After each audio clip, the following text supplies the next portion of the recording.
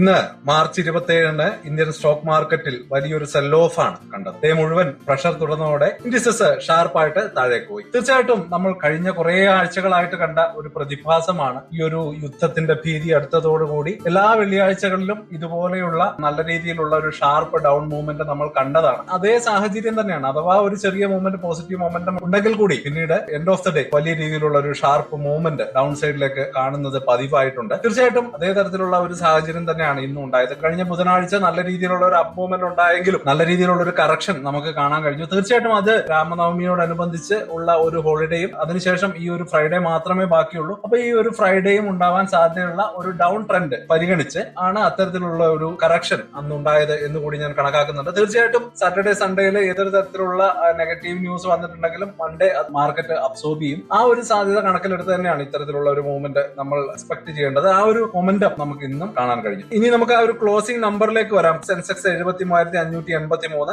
Nifty 22,819, bank Nifty 52,274. Market സെന്റിമെന്റിനെ heavily effect ചെയ്ത് പ്രധാനമായിട്ടും മിഡിൽ ഈസ്റ്റ് ജിയോപൊളിറ്റിക്കൽ ടെൻഷൻ തന്നെയാണ്. പ്രത്യേകിച്ച് US ഇറാൻ കോൺഫ്ലിക്ട് അതിന്റെ ഒരു പ്രതിസന്ധികൾ കുറയുന്നിടം വരെ നമുക്ക് ഇത്തരത്തിലുള്ള ഒരു അപ്പ് ആൻഡ് ഡൗൺ മൂവ്മെന്റം അല്ലെങ്കിൽ ഒരു മൂവ്മെന്റ് കാണേണ്ടി വരും. ഇതിന്റെ ഇമ്പാക്ട് ആയിട്ട് ബ്രണ്ട് ക്രൂഡ് ഓയിലിന്റെ പ്രൈസ് 100 രൂപയ്ക്ക് മുകളിലേക്ക് വീണ്ടും ഉയർന്നത് മറ്റൊരു പ്രതിഭാസമായിട്ട് നമുക്കിവിടെ കാണാൻ കഴിഞ്ഞു. ഇതോടെ FII പാനിക് സെല്ലിംഗ് വീണ്ടും തിരിച്ചു വരികയുണ്ടായിരുന്നു. റെക്കോർഡ് ലെവൽ ഔട്ട്ഫ്ലോസ് ഉണ്ടായി. അതോടൊപ്പം തന്നെ ഇന്ത്യൻ റുപ്പി കൂടി 94.73 എന്ന പുതിയ ലോ ടച്ച് ചെയ്യുന്നതും കാണാൻ കഴിഞ്ഞു. മാർക്കറ്റ് ഡൗൺ മൂവ്മെന്റ് കൂടുതൽ ഇന്റൻസ് ആക്കിയത് സ്ട്രോങ് പ്രോഫിറ്റ് ബുക്കിംഗും മുന്നിലുള്ള എനർജി ക്രൈസിസ് ഫിയറും ഒക്കെ കൊണ്ട് തന്നെയാണ്. ടോപ്പ് സ്റ്റോക്ക് ന്യൂസ് നോക്കുകയാണെങ്കിൽ ടാറ്റ മോട്ടോഴ്സ് ഏകദേശം 5% വരെ ഡൗൺ പോകുന്നത് കാണാൻ കഴിഞ്ഞു. ജാഗ്വാർ ലാൻഡ് റോവർ UK പ്ലാന്റിൽ സപ്ലയർ ഇഷ്യൂ ഉള്ളത് കൊണ്ട് 2 വീക്ക് ഷട്ട് ഡൗൺ ചെയ്തത് ഒരു പ്രോബ്ലം ആയിട്ട് കാണാൻ കഴിഞ്ഞു. അതുപോലെ തന്നെ HDFC ബാങ്ക് 3% വരെ ഫാൾ ചെയ്തു. ഫോർമർ ചെയർമാൻ അനന്തു ചക്രവർത്തിയുടെ എക്സിറ്റ് ലെറ്റർ സെബി റിവ്യൂ ചെയ്യുന്നതായിട്ടുള്ള റിപ്പോർട്ടുകൾ വന്നിട്ടുണ്ടായിരുന്നു. തീർച്ചയായിട്ടും ഇത്തരത്തിലുള്ള നെഗറ്റീവ് ന്യൂസുകൾ തന്നെയാണ് HDFCയെ താഴേക്ക് വലിച്ചത്. അതുപോലെ തന്നെ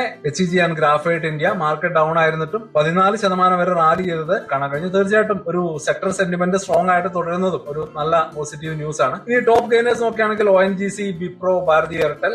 top losers Shriram finance, Tata motors, Reliance industries. Overall outlook നോക്കുമ്പോൾ മാർക്കറ്റ് ഒരു ഗ്ലോബൽ ക്യൂസിന്റെ ട്രൈബിൽ തന്നെയാണ് ഇപ്പോഴും മുന്നോട്ട് പോയിക്കൊണ്ടിരിക്കുന്നത്. ഓയിൽ പ്രൈസ്, ജിയോപൊളിറ്റിക്സ്, അതുപോലെ തന്നെ FII ഫ്ലോസ് ഇവയൊക്കെ ഷോർട്ട് ടേം ഡയറക്ഷൻ ഡിക്ലെയർ ചെയ്തേക്കാം. തീർച്ചയായിട്ടും ഇത്തരത്തിലുള്ള ഒരു മൂവ്മെന്റ് നമ്മൾ എക്സ്പെക്ട് ചെയ്യുക തന്നെ വേണം. ഒരു ടെൻഷൻ ക്ലോഷർ ഉണ്ടാകുകയാണെങ്കിൽ ഏപ്രിൽ ആദ്യ വാരത്തോടു കൂടി തന്നെ നമുക്കൊരു നല്ല അപ്വേർഡ് മൊമെന്റം കാണാൻ കഴിയും എന്ന് തന്നെ നമുക്ക് പ്രതീക്ഷിക്കാം. ആ ഒരു ശുഭാപ്തി വിശ്വാസത്തിൽ നമുക്ക് അടുത്ത മാർക്കറ്റ് ഡേയിലേക്ക് കാത്തിരിക്കാം. അതുവരേക്കും ഹാപ്പി ഇൻവെസ്റ്റ്.